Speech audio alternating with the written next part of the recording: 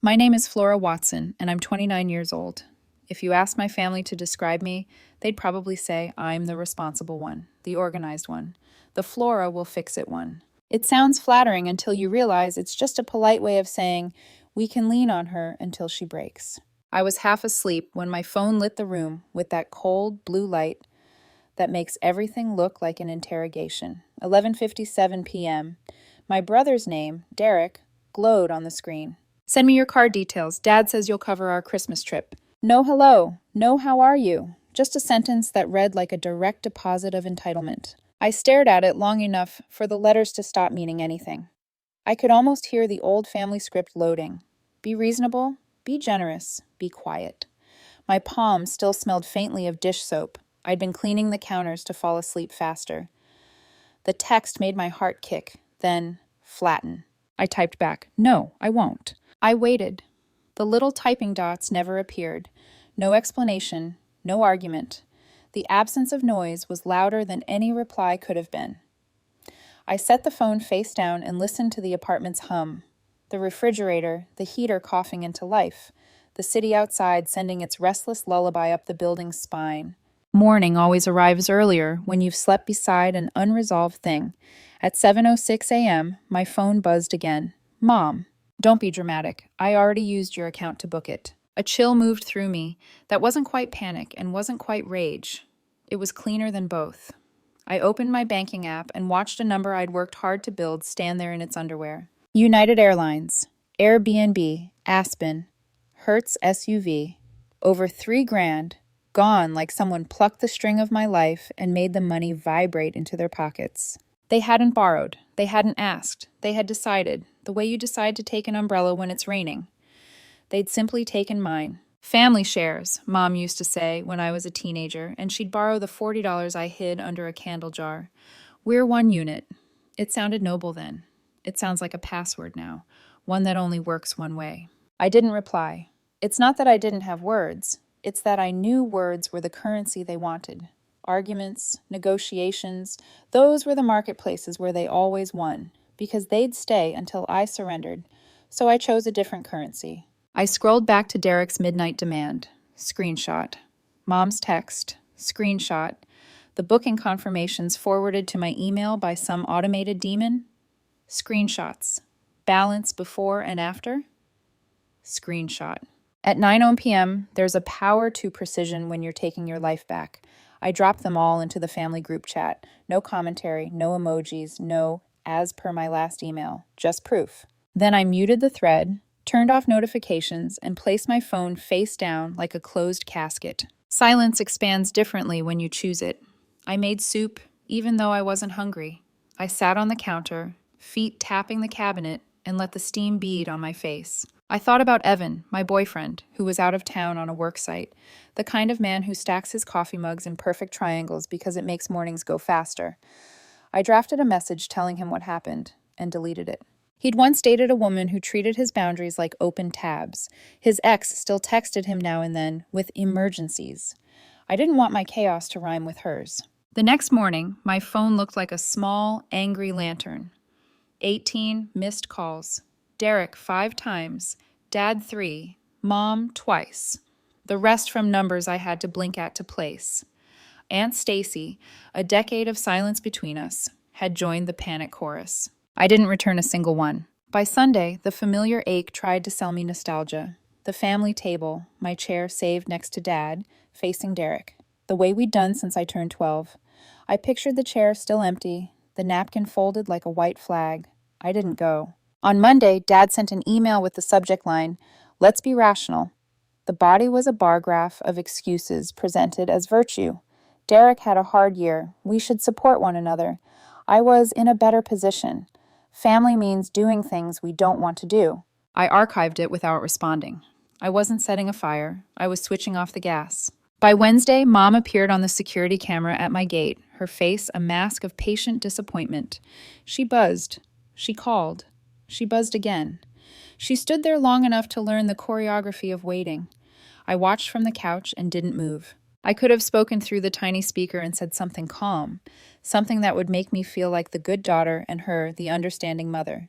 Instead, I let the camera blink and blink until it timed her out. On Thursday, I got clinical.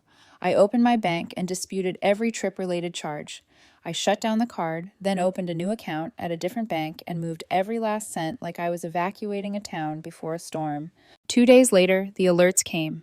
Refunds processed, flights canceled, Airbnb reversed, SUV rental vaporized.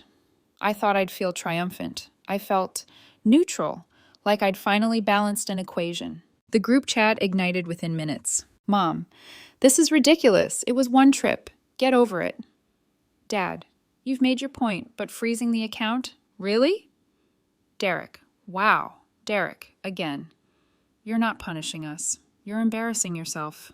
I waited a full day and sent one message. Do not contact me unless it's to return what you took. Then I went to work and did something ordinary.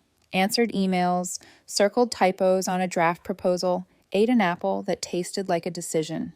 Christmas arrived fast, the way dates do when you're not moving toward them.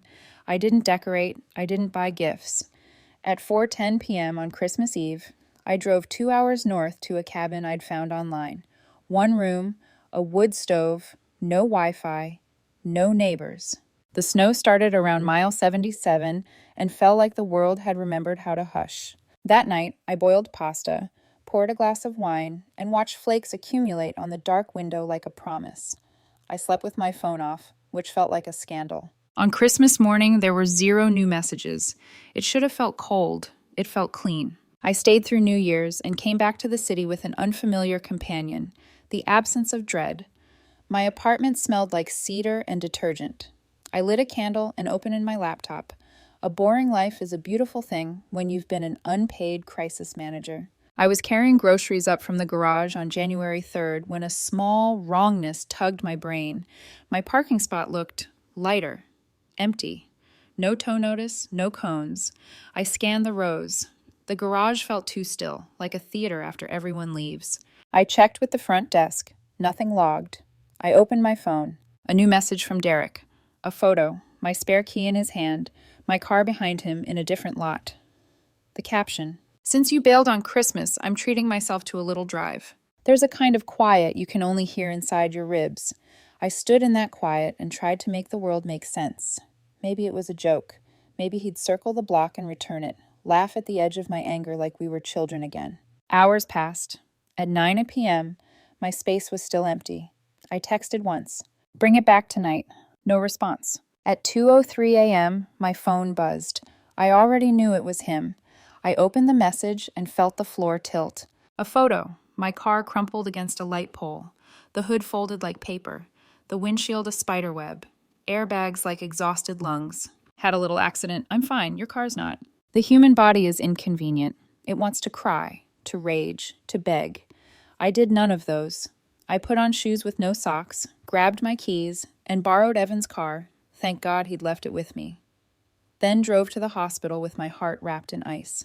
I stopped in the doorway of Derek's ER bay and stared while he ate vending machine crackers with one arm in a cast and scratches like punctuation marks across his cheek. He smiled the sheepish, boyish smile of a man who expects absolution by default. I didn't speak for 30 seconds. When I did, it was just, "Why would you take my car?" He shrugged. "You weren't using it. I just needed to get out of the house. It's not like I meant to crash it." That's when I turned and walked out. In the hallway, Mom caught up, words spilling. "Mistake, boys. Dumb things. Focus on the fact he's okay." I looked at her and felt the click of a lock I hadn't known I'd installed. "I'm done," I said. "Do what you want, but this isn't family. It's theft with a holiday theme." When I reached the parking lot, the night air felt like glass against my lungs. The old script: be reasonable, be generous, be quiet, try to last encore. I left it in the sterile light of the ER. Somewhere between the entrance and the driver's seat, I understood something simple I'd been circling for years. I can opt out. I can stop underwriting their stories. And tomorrow I would start writing my own, with ledgers, with locks, with limits. When people say silence is golden, they've never heard the kind that follows betrayal. Mine wasn't golden. It was metallic, cold, and sharp enough to cut through my sleep. By the time dawn rolled in, my phone had become a crime scene. 18 missed calls, 2 voicemails, and 1 unread email from Dad with the subject line, Let's be rational. Rational. The word made me laugh, quietly, bitterly. It was always his favorite shield whenever someone else paid the price for his decisions. The email was predictable. Derek's been struggling. Family means support. You've always been fortunate, Flora. It's your turn to give back. I stared at the screen until the words lost meaning. Then I did something I'd never done before. I dragged the email into archive. No reply, no reaction, no guilt. The old me would have written a paragraph back, trying to sound calm but bleeding between the lines. The new me clicked mute and went to work. That Sunday, I broke a tradition that had outlived its warmth: family dinner. For years, they'd always save me a seat, between Dad and Derek, opposite Mom, like the symmetry of our chairs could fix the imbalance between our hearts. I knew they'd keep that chair empty, expecting me to cave. I didn't. Instead, I spent the evening cooking for one, herb chicken and roasted vegetables, then ate slowly while the clock ticked toward 7, the hour they usually said grace. I didn't pray, but I whispered something to myself anyway. Let silence do the talking. 2 days later, I saw her face on the building's security camera. Mom, in a cream coat, holding her phone like a weapon of patience. She buzzed once, waited, buzzed again. Her lips moved, probably rehearsing the speech she'd give about forgiveness or family obligations. I watched from my couch, the camera feed open on my TV screen, one leg crossed over the other. She waited 15 minutes. I waited 16. When she finally walked away, I felt a strange ache behind my ribs, something between sadness and liberation. You don't realize how loud manipulation is until you finally mute it. By midweek, my new bank account was settled, refunds processed, flights canceled, Airbnb gone, Hertz SUV reversed. $3,000 restored, not the money, but something more valuable: control. That night, my group chat lit up again like a flickering neon sign that refused to die. Mom: this is ridiculous, Flora. It was one trip. Get over it. Dad: you've made your point. Freezing the account? Really? Derek: wow. Derek again: you're not punishing us. You're embarrassing yourself. Embarrassment. That word used to work on me. Now it just sounded like projection. I waited 24 hours and sent a single reply: do not contact me unless it's to return what you took. Then I went to bed, slept like a stone, and woke up lighter than I had in months. Christmas was 10 days away. The city was dripping in red ribbons and fake cheer. Store windows glowed with gold lettering: joy, family, togetherness. It all looked staged. I didn't decorate, didn't buy gifts. Instead, I scrolled through cabin rentals until one image stopped me cold: a single-room cabin with a wood stove and a hand-carved sign that said Whispering Pines. 2 hours north, no Wi-Fi, no neighbors. I booked it instantly. At 4:10 p.m. on Christmas Eve, I left the city behind. The farther I drove, the lighter the air felt, like I was shedding invisible weights at every mile marker. The snow started just before sunset, soft flakes falling in slow motion. When I reached the cabin, I lit the stove and made pasta on a tiny burner. The walls creaked like old secrets, and I realized I wasn't lonely, I was alone, and that's not the same thing. That night, I poured a glass of wine and sat by the window, watching snow gather on the pine branches like layers of forgiveness I didn't owe anyone. I fell asleep to the crackle of fire and woke up to silence that didn't demand anything from me. Christmas morning, 0 new messages, not a single call. It should have hurt. It didn't. It felt clean, peaceful, in a way that made me wonder if maybe peace isn't found in reunion, but in release. I stayed through New Year's. When fireworks burst outside, I didn't make resolutions. I made a promise. This year, I don't fix what I didn't break. When I got home on January 3rd, the world felt newly rearranged until I saw the empty spot in the garage. My car was gone. At first, I thought I'd parked wrong.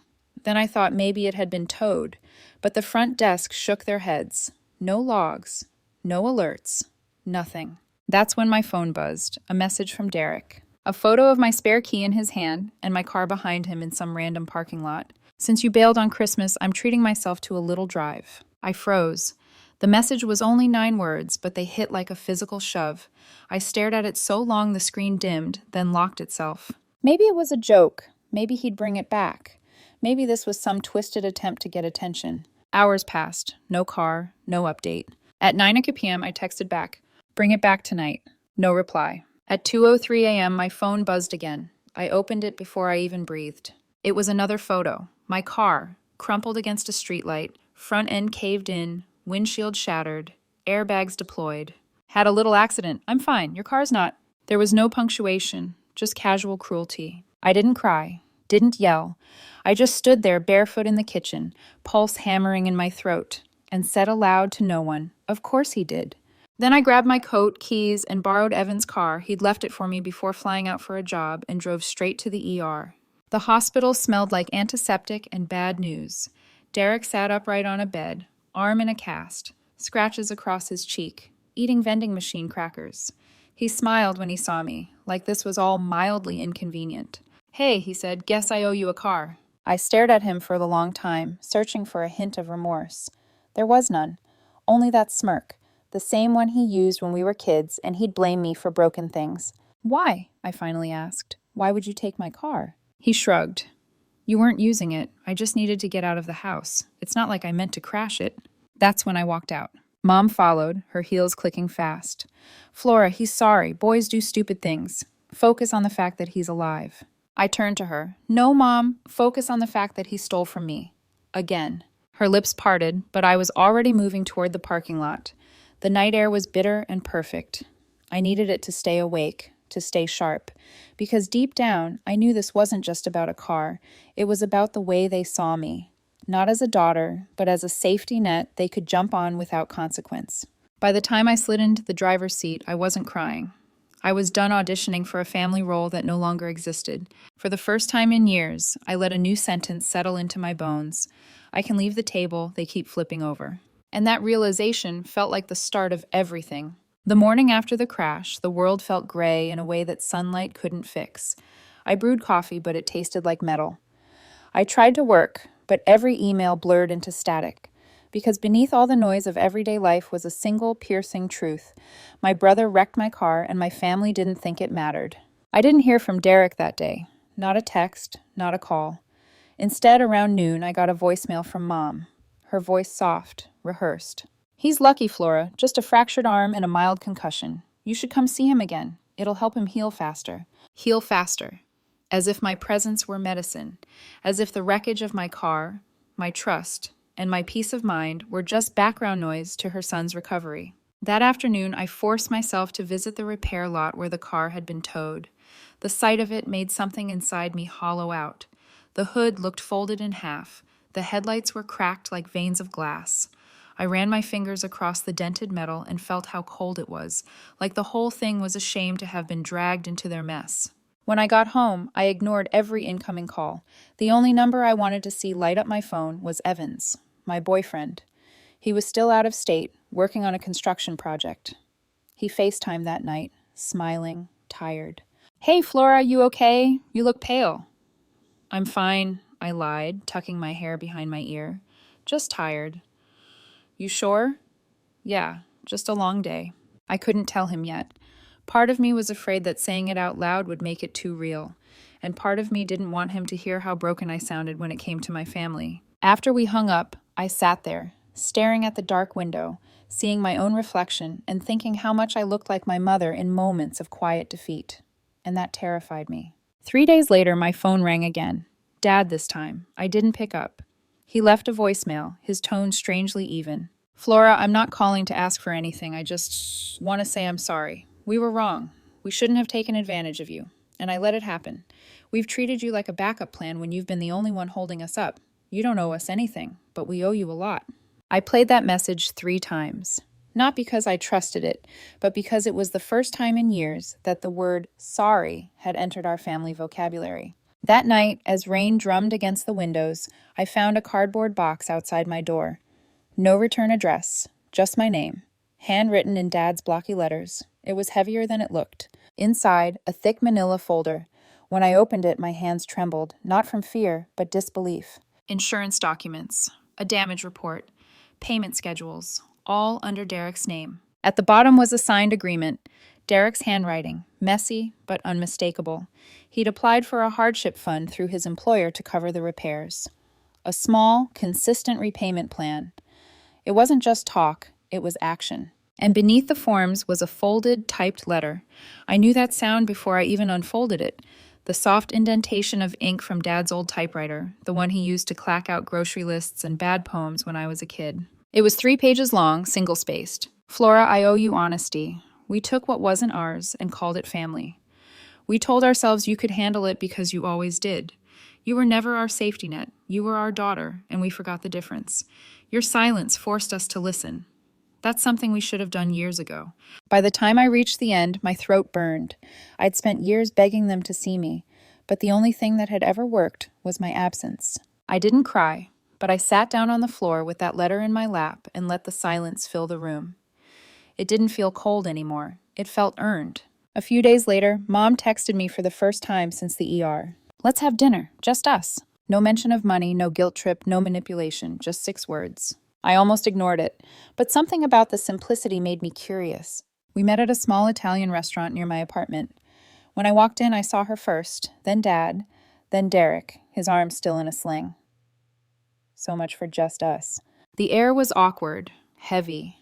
None of us said much for the first 10 minutes, but for once, there was no shouting, no lectures, no theatrics, just the kind of quiet that felt almost embarrassed.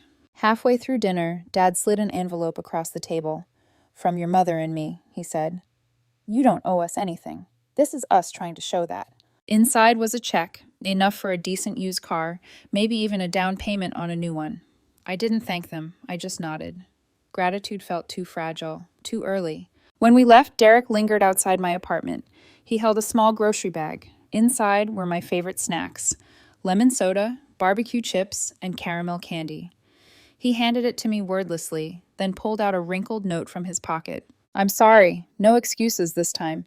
I miss having a sister. I hope you stop hating me someday. He didn't wait for an answer. He just left. I stood there in the hallway, holding that bag like it was a peace offering from a past life. For the first time in months, I didn't feel like everything was falling apart. Not fixed, not healed, but no longer bleeding.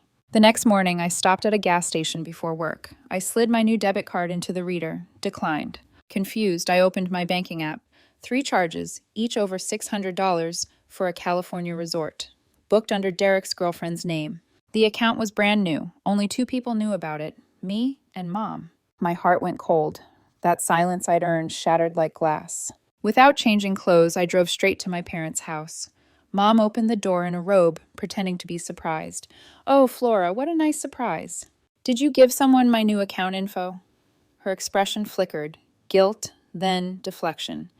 I thought you'd updated it. I figured you'd want to do something nice for Derek. I stared at her, the calm tone she always used when she was about to rewrite history. I froze the account, I said. Filed a report and called the resort. If you cross another line like this, I'll press charges. I don't care if it ruins the family. Her face fell, but I didn't wait for a response. I just turned and walked out. By the time I reached my car, I wasn't shaking. I was steady. Because somewhere between betrayal and clarity, I'd realized family isn't the people who share your blood. It's the ones who respect your boundaries. And maybe, just maybe, I was done bleeding for mine. Rain has a way of softening even the harshest edges. But that morning, as it slid down my windshield, it didn't feel cleansing. It felt like the world was trying to wash away proof before I could show it. I parked outside the office, checked my account again, and stared at the reverse charges still pending investigation. It wasn't about the money anymore. It was the pattern. The endless cycle of taking, apologizing, taking again. By noon, I'd filed a fraud report with my bank. The representative asked if I recognized the name on the charges. Yeah, I said, flatly. She's my brother's girlfriend. There was a pause long enough for pity to creep through the phone line. I'll escalate it right away, ma'am. I thanked her, though my voice felt miles away from my body. That night, as thunder rolled over the city, I made tea and sat by the window, letting my mind replay Mom's casual confession. I figured you'd want to do something nice for Derek. That single sentence kept echoing, mocking, unraveling years of emotional accounting I'd kept carefully balanced. Because in my family's math, generosity had no expiration date. It was early Monday when the elevator doors opened, and I saw Derek standing outside my office, soaked through, holding a worn folder against his chest. For a moment, I thought I was imagining him. His hair was plastered to his forehead, his sling spotted with rain. He didn't wait for me to speak. He just said quietly, I transferred 3,000 to your account. It's all I've got right now. I blinked, uncertain whether to believe him. I'm done protecting them, he continued, his voice breaking. I should have been done a long time ago. He handed me the folder and walked away before I could reply. Inside were proofs of transfer, the bank receipt, and a short note in handwriting that looked different, firmer, almost desperate. I can't undo what I did, but I can start paying back what I owe. It wasn't redemption, but it was a start. That afternoon, Dad called. I didn't answer. Then came a text. Just me, no agenda. Meet me at the park if you can. I stared at the screen for a long time. Part of me wanted to delete it. Another part, the one that still remembered the typewriter letter, hesitated. By sunset, I was walking through the park near the duck pond. The air smelled of wet leaves and fading daylight. Dad was sitting on a bench, his jacket collar turned up like he wasn't sure if I'd show. He stood as I approached, but didn't step forward. You look tired, he said softly. I wonder why. My tone wasn't sharp. It was dry, exhausted. He nodded, as if he'd earned that. Then, for once, he didn't try to negotiate. He just spoke. Your mother and I, we used you. We never asked what that did to you. We called it family, but it was convenience. I let it happen because it was easy. But it's not right, Flora. It never was. There was no speech about forgiveness, no emotional bait, just raw admission. And somehow that honesty felt heavier than all the lies before it. Before I left, he handed me an envelope. Vacation fund, he said. Yours. No guilt attached. I took it, but I didn't open it until I got home. Inside was a check. Simple, clean, with my name on it, and one line scrawled at the bottom, for peace, not payment. That night I finally told Evan everything. We sat on my couch with the lamp low and the air still humming from rain. He listened without interrupting once. When I finished, I waited for him to say I told you so, or cut them off completely. Instead, he took my hand and said, Do you want to get away for a while? The simplicity of that question made my throat tighten. Away where? I asked. Somewhere quiet, he said. Just us. No drama, no calls, no rescue missions. I smiled for the first time in days. I think I'd like that. He leaned back, studying me. You know, Flora, boundaries aren't walls. They're doors you lock until people learn how to knock. That line stuck with me. I didn't know then that it would become the story's hinge. 2 days later, my phone buzzed again. Mom. This time, the tone was different. We want to make things right. Dad and I booked a family trip. Colorado cabin. Our treat. No expectations. Please come. Attached was a photo of a snowy lodge tucked between pine trees, soft lights glowing in the windows. For the first time in months, there wasn't a trace of manipulation in her words. I hesitated. Every instinct screamed, It's another trap. But another voice, quieter and wiser, whispered, Maybe it's the consequence finally sinking in. I replied, If this is real, I'll think about it. Within a minute, she texted back a single line. It's real. You won't pay a cent. The next evening, Derek called. He sounded nervous, like he'd practiced what to say and still didn't trust it. I don't expect your trust yet, he said, but I'm going to act like I've earned it. And somehow I believed him. When I hung up, I opened my window and let the night air in.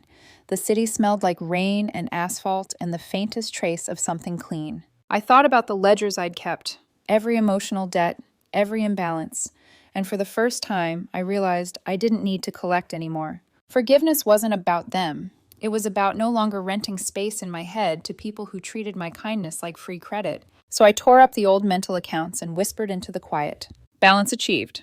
There's a strange calm that follows a storm. Not peace exactly, but the eerie quiet before you realize what's been damaged. That's how the next few weeks felt. My parents' trip invitation sat in my inbox like an unopened gift. I hadn't said yes, but I hadn't said no either. For once, they were the ones waiting on me. Derek's repayment plan was underway, small but steady. Every Friday, I'd see the notification, transfer received from D. Watson. It wasn't much, but each deposit felt like proof that he was finally trying to live up to his promises instead of hiding behind them. I almost let myself believe that things might stay quiet. Almost. It was a Thursday morning when everything cracked again. I was at a gas station, half awake, coffee in hand, when my card declined. The cashier tried again. Still declined. My stomach sank. I opened my banking app right there by the pump. 3 new charges. $643.90. Pacific Shore Resort, $648.90. Pacific Shore Resort, $642.75. Pacific Shore Resort. All made that morning. All under Derek's girlfriend's name. My heart dropped into that same cold, metallic place it always goes when the universe decides to test my patience. The account was new. I'd opened it just weeks ago. Only 2 people knew about it, me and Mom. By the time I pulled up to my parents' house, adrenaline had replaced fear. Mom opened the door, wearing her softest robe and her gentlest expression, her let's be reasonable face. Oh, Flora, she sighed. You didn't have to come all the way here. I didn't step inside. Did you share my banking information? Her smile wavered. I thought you'd updated it. Did you or didn't you? I pressed. She inhaled sharply, her eyes darting away. I figured you'd want to do something nice for Derek. He's been so stressed lately. Something inside me snapped. Not loud, not dramatic, just final. Like the sound of a lock turning in a door that would never open again. I've already frozen the account, I said, filed a report, contacted the resort, and spoken to my bank's fraud department. If you cross another line like this, I'll press charges. I don't care if it ruins the family. The words came out calm, even. The kind of calm that terrified her more than shouting ever could. Her face paled. You wouldn't... I would, I interrupted, and I will. Then I turned and walked away, leaving the smell of her vanilla candle in denial behind me. It rained that night. Hard, relentless. I stayed late at work, trying to drown in spreadsheets instead of anger. At 8:12 p.m., my phone buzzed. A text from Derek. Can I see you tomorrow? Just 5 minutes. I didn't answer. At 8:17 p.m., another buzz. Please, I need to fix this. Something about those words hit differently. He wasn't defensive. He wasn't manipulative. Just small, human.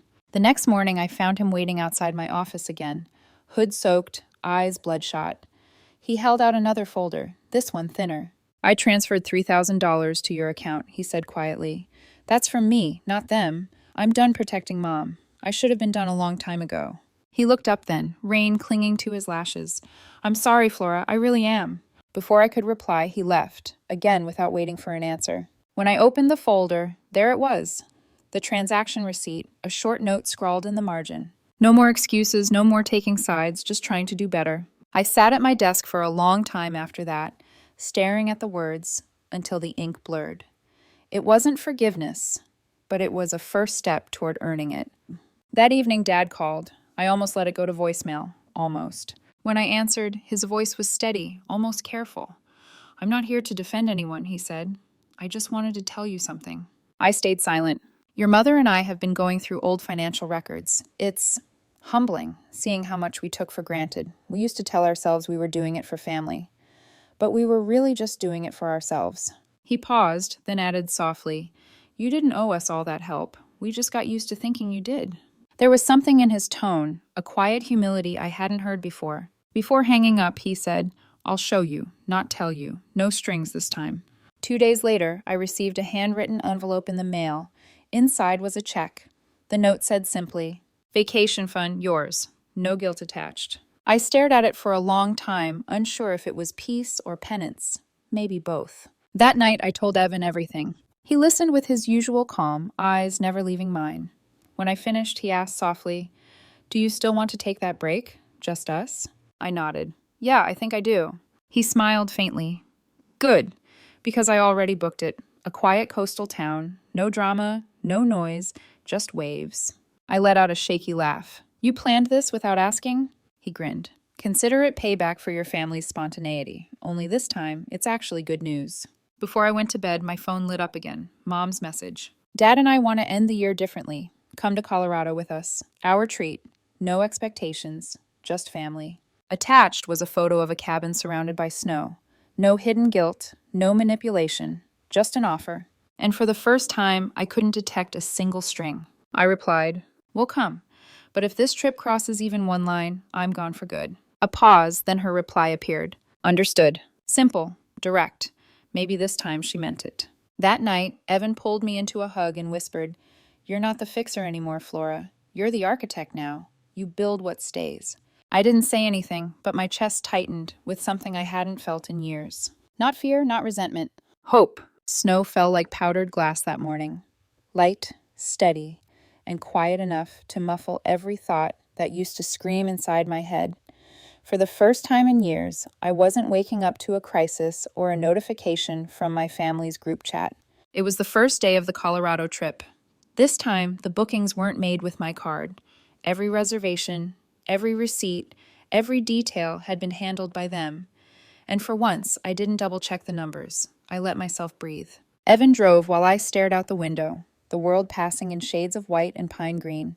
He reached over, squeezing my hand. "You okay?" "I think so," I said. "It feels strange not having to be on alert." He smiled softly. "That's what peace feels like when you've lived in chaos. Unfamiliar." The cabin looked like something out of a postcard. Stone fireplace, warm lights, and the smell of cedar cutting through the cold. Dad was stacking firewood by the door when we arrived. Mom was inside, fussing with a pot of stew, and Derek, he was standing by the window, watching snow drift past the glass, his arm finally out of the sling. When he turned and saw me, his expression was cautious, almost shy. "Hey," he said. "Hey." It was the first time in months that the word didn't carry tension. Dinner was quiet, unsteady, but real. No arguments, no guilt trips, just conversation in small, careful doses.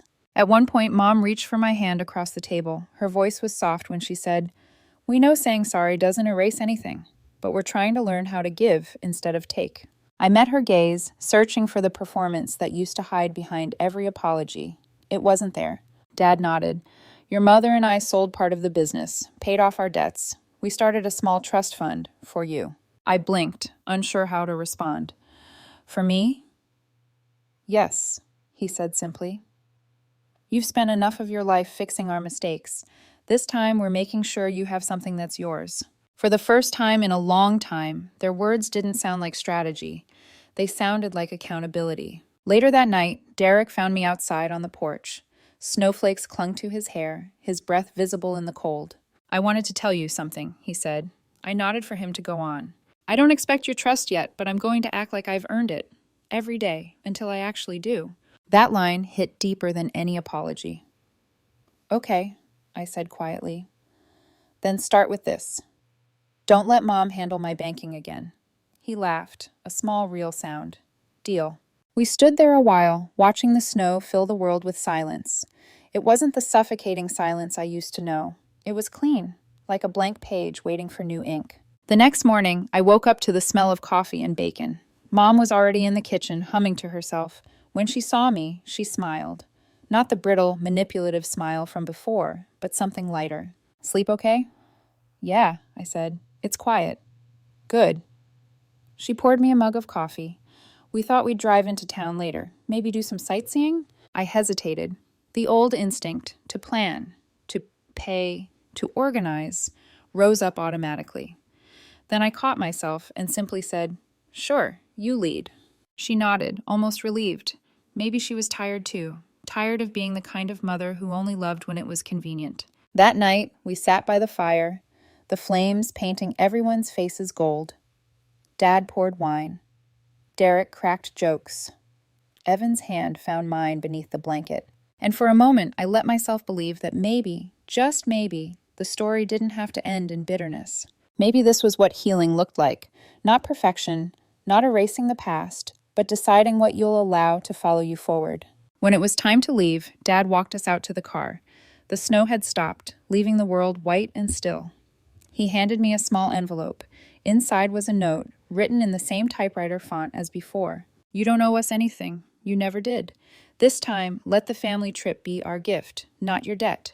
I folded it carefully and tucked it into my coat pocket. Mom hugged me goodbye, her voice trembling just slightly.